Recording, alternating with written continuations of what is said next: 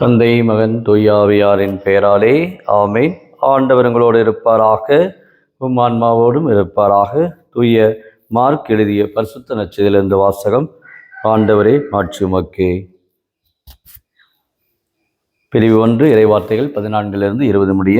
அக்காலத்தில் யோவான் கைது செய்யப்பட்ட பின் கடவுளின் நற்செய்தியை பறைசாற்றிக் கொண்டே இயேசு கலிலேயாவுக்கு வந்தார். காலம் நிறைவேறிவிட்டது, இறையாட்சி நெருங்கி வந்துவிட்டது, மனமாறி நற்செய்தியை நம்புங்கள் என்று அவர் கூறினார். அவர் கலிலேய கடலமாய் சென்றபோது சீமோனையும் அவர் சகோதரரான அந்திரேயையும் கண்டார். மீனவர்களான அவர்கள் கடலில் வலைவீசி கொண்டிருந்தார்கள். இயேசு அவர்களை பார்த்து, என் பின்னே வாருங்கள், நான் உங்களை மனிதரை பிடிப்பறையாக்குவேன் என்றார். உடனே அவர்கள் வலைகளை விட்டுவிட்டு அவரை பின்பற்றினார்கள். பின்னர் சற்று அப்பால் சென்றபோது சபதேயின் மகன் யாக்கோபையும் அவர் சகோதரன் யோவானையும் கண்டார். அவர்கள் படையில் வலைகளை பழுது பார்த்து கொண்டிருந்தார்கள். உடனே இயேசு அவர்களையும் அழைத்தார். அவர்களும் தங்கள் தந்தை செபதேயை கூலி ஆட்களோடு படையில் விட்டுவிட்டு அவர் பின் சென்றார்கள். இது வாழ்வு தரும் கிறிஸ்துவின் நற்செய்தி. கிறிஸ்துவே உமக்கு புகழ். இயேசுவில் அன்புக்குரிய சகோதர சகோதரிகளே, ஆண்டவர் படைத்த நாள் இதுவே. இன்று அக்களிப்போம் அகமகிழ் மிதக்கிறங்க. ஜனவரி மாதத்துடைய 12ஆம் நாளாகிய இன்று தாயாம் திரு அவை புனித பெனடிக்ட் பிஸ்கோப் என்ற புனிதரை நினைவு கூறுகின்றது.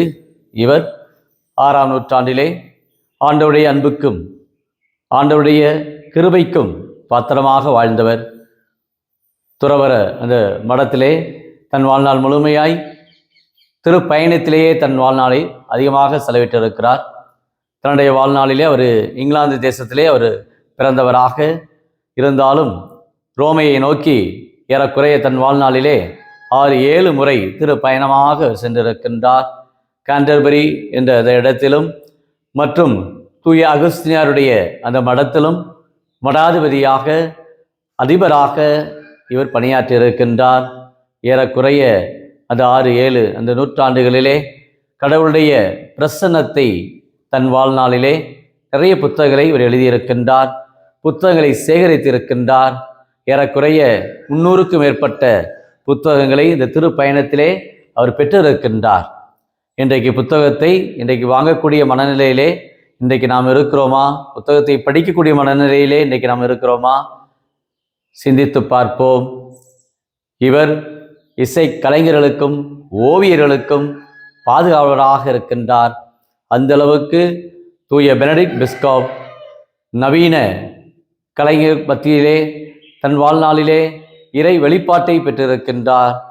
கலை நயத்தோடு ஆலயங்களை உருவாக்குவதிலும் இன்னும் தங்களுடைய வாழ்நாளிலே மற்றவர்களை பயிற்றுவிப்பதிலும் புத்தகங்களை எழுதுவதிலும் புத்தகங்களை படிப்பதிலும் மிகுந்த ஆர்வத்தோடு இருந்தவர்தான் இந்த புனித பெனடிக்ட் பிஸ்கோப். இவருடைய நாளிலே ஆண்டவரை போற்றுவோம். ஆண்டவர் என்று நமக்கு நற்செய்தி வழியாக காலம் நிறைவேறிவிட்டது, மனமாறி நற்செய்தியை நம்புங்கள், இறையாட்சி நெருங்கி வந்துவிட்டது என்று சொல்லுகின்றார். நாம் அனைவருமே இந்த இறை அரசை நோக்கி நாம் பயணித்து கொண்டிருக்கின்றோம். 2026ஆம் ஆண்டு இந்த ஜனவரி மாதத்துடைய இந்த 12ஆம் நாளிலே ஆண்டவர் நமக்கு அருமையான இந்த இறைவார்த்தை காலம் நிறைவேறிவிட்டது என்று சொல்லுகின்றார்.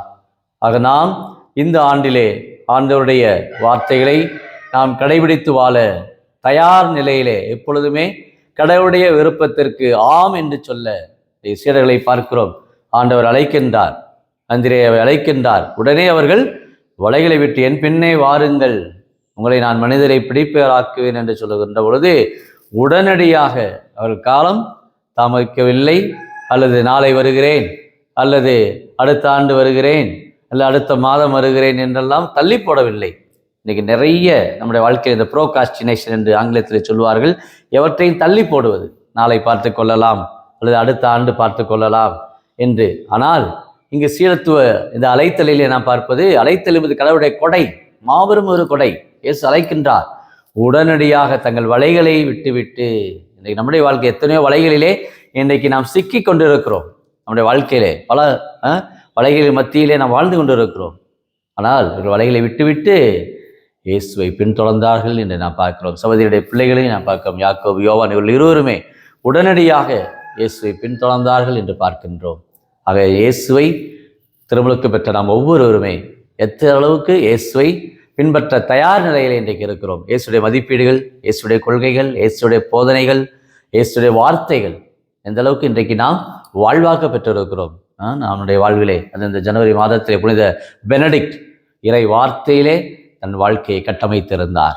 இறை ஒளியிலே அவர் நிரப்பப்பட்டிருந்தார். அதான் நிறைய புத்தகங்களை அவர் சேகரித்தார், புத்தகங்களை எழுதினார். இன்றைக்கு புத்தகத்தின் மீது நமக்கு ஆர்வம் இருக்கிறதா?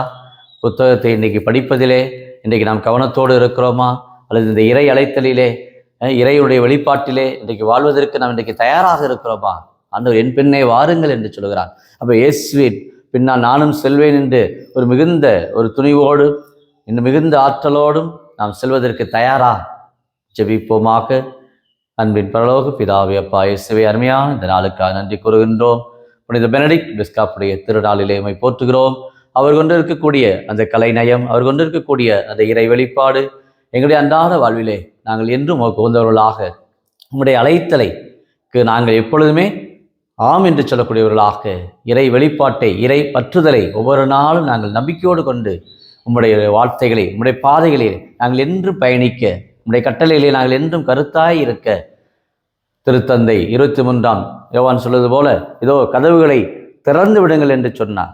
2ஆம் வத்திக்கான் சங்க ஏடு அந்த கூட்டம் நடப்பதற்கு முன்பாக, அதுபோல் இன்றைக்கு ஒவ்வொருடம் இருக்கக்கூடிய தடைகள், தங்களுடைய வாழ்க்கையில் இருக்கிற பிரச்சனைகள், குடும்பத்தில் இருக்கிற பல்வேறு விதமான சூழ்நிலைகள் அனைத்தையும் கடந்து இயேசுவே மீட்பர், இயேசுவே ஆண்டவர் என்று உம்மை பின்பற்றி நடக்க, என் பின்னே வாருங்கள் என்ற நம்முடைய அழைப்பை, குரலை கேட்டு நாங்கள் பயணிக்க, இறையாட்சியை நாங்கள் உருவாக்க இதோ நெருங்கி வந்து விட்டது போல, இதோ இயேசுடைய இந்த 2ஆம் வருகைக்காக நாங்கள் ஆயத்தம் செய்ய எங்கள் உள்ளத்திலே வாஞ்சையும், ஜெபிக்கிற வல்லமையும், கிருபையும், உங்களுடைய பணிகளை செய்யக்கூடிய ஆற்றலும், இறை அழைத்தலுக்கு நாங்கள் ஆம் என்று சொல்ல, இன்றைக்கு குருக்களாக, இன்றைக்கு கன்னியராக வரக்கூடிய அநேக மக்களை நீர் தெரிந்தெடுக்க, நீங்கள் என்னை தேர்ந்து கொள்ளவில்லை, மாறாக நான் தான் உங்களை தெரிந்து கொண்டேன் என்று யோவான் 15:16 சொல்வது போல, இயேசுவே நீரே இந்த இறை அழைத்தலை ஊக்குவித்து எல்லாரும் இந்த இறையாட்சி பணியிலே பங்கெடுக்க உம்முடைய கிருபையும் மேலான கொடைகளையும் மரங்களையும் ஒவ்வொரு குடும்பத்தாருக்குமே, இந்த யூடியூப்ல ஜெபிக்கிற அநேக குடும்பத்தார் இந்த இறை அழைத்தலுக்காக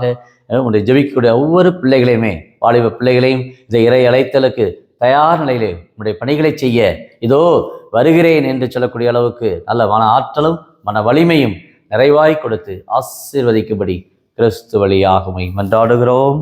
ஆமீன்.